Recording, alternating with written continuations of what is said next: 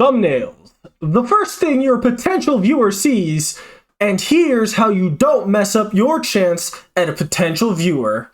Before I explain how to make thumbnails, let me go ahead and show you the echo chamber that YouTube has cooked up specifically for me. Nah, but for real, check out this picture.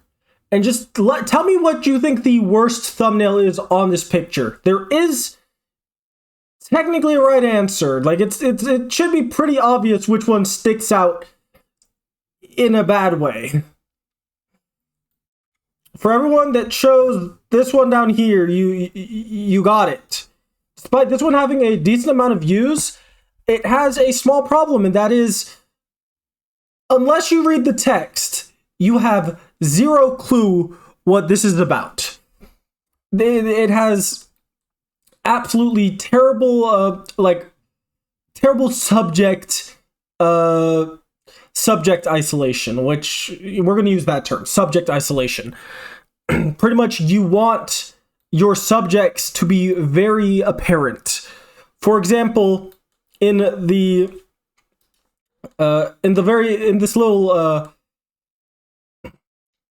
this box right here, you can tell right away that there's like a little outline right here with the light and this box to go ahead and tell you that, okay, the focal point right here is this penguin, and the background is, okay, the Linux, the terminal, then this little picture. If you're an Arch user or a Plasma user, you know that this is a Linux specific.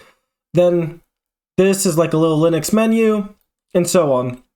Well, I believe it's Arch specific menu, but so you know around about what this video is going to be about just because of subject isolation. You see penguin. Oh yeah, penguin is often associated with Linux. Same thing goes for this one right here. The subject isolation is, of course, this Unity button that says uninstall on it, and this guy pointing to it, meaning that this is his opinion on why you should get rid of Unity or uninstall Unity, or maybe even a reason, like a good reason why you should get rid of Unity. It might not even be his opinion, but you know at least around about what the video is going to be about. Same goes for this. It's very, very simple thumbnail, OCD, and then this person you know. Like you have two options. Put a person you know on there, or put a person everybody knows on there, or do something very general. He does both things. He's OCD, everybody says, oh, you have OCD, stop being OCD, blah, blah, blah. It's a very common phrase, so of course that draws some attention because, oh wait, I know this.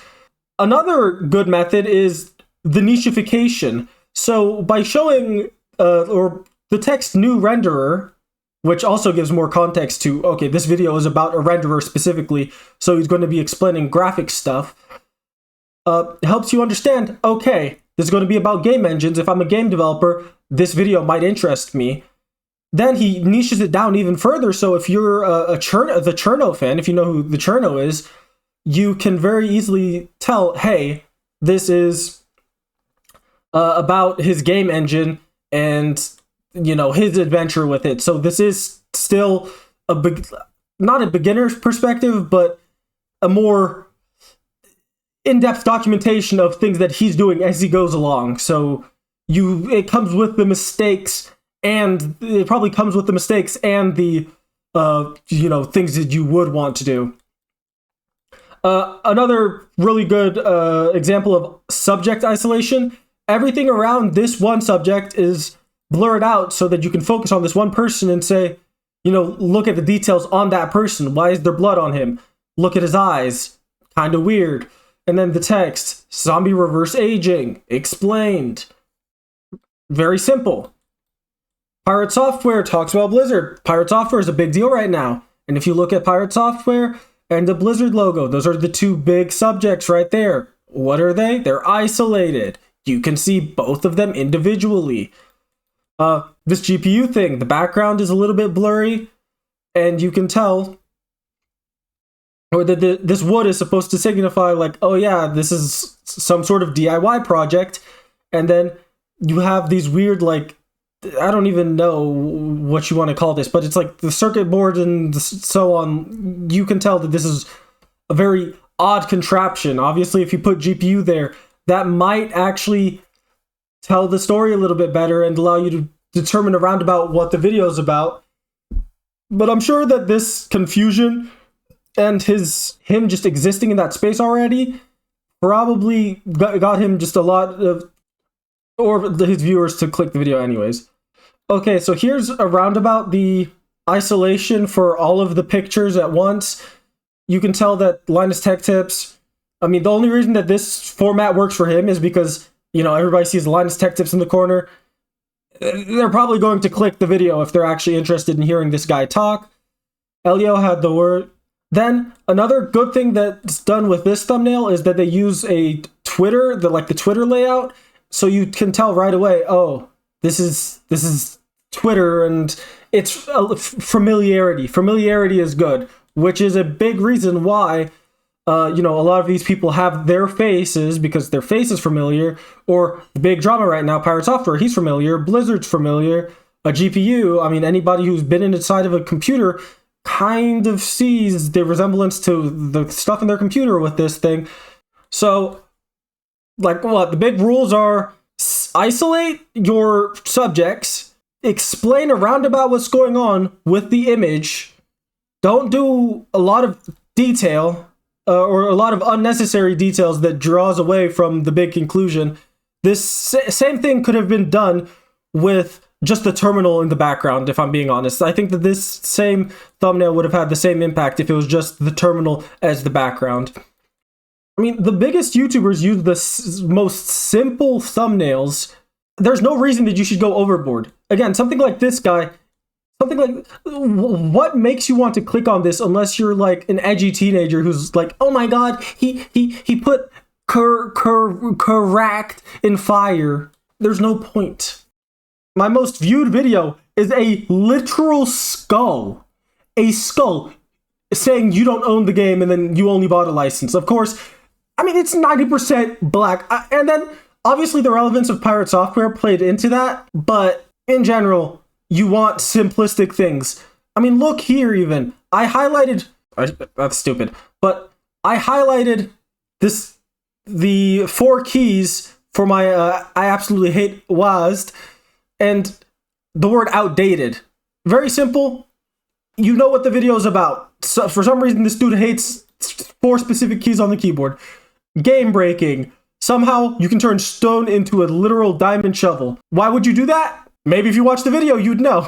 For Stop Killing Games thing right here. Skull, sword, and then the Stop Killing Games logo. Very simple if you know what's going on. If you don't, you click it. I don't see what else needs to be said. Okay, I've done enough. I've done enough examination. We're going to make one, and I'm going to do it live. Okay, not do it live, but you get the point. So you always want to do 128 by 720 for YouTube format. My favorite program for this is Krita, as you can see at the top left here. It's called Krita. Now, I'm going to do the thumbnail for this video right here. I like to start out with a black background usually. And I guess I'll do like a comparison thumbnail. Like, I'll make 2 thumbnails inside of my thumbnail as the thumbnail. Inception. I'll use the mirror modifier as a way to kind of create divide. And there probably is like a split tool or something. I just haven't been bothered to figure it out. Oh yeah, I can just do this. The estimation should be enough, and then we have one side that's white, one side that's black, so that I can actually create the 2 distinct backgrounds for this comparison. We obviously want some nice green text that's like, oh my god, 100k views! Of course, the second people actually look down at my view count, they're going to wonder, what video does this guy have that has 100k views? We'll get there one day, guys. We'll get there one day. But you know what? We're gonna do minus 100k views. Negative. Okay, we don't have to go all the way overboard. It's very simple. Now, guys, we're going to do the most earth-shattering thing, guys. I'm going to do another one. And we're just going to do... So this is a crazy word, guys. In blue. Blue is a very, like... You want bold colors specifically. That's the reason I'm doing this. You want just big, bright colors. Nothing too boring, because nobody clicks a boring thumbnail. Especially not a boring thumbnail color. You can't use more than 3 colors in your thumbnail. Clearly, you're doing it wrong. And we'll make it huger. Now I just need to design the 2 other thumbnails. I can grab a monitor, or, you know, we're just going to make a nice little gray box to represent the monitor, and then I can copy and paste that. I think that's the smart move right here. We need to use up our space really good. Let's make it like 5 thick.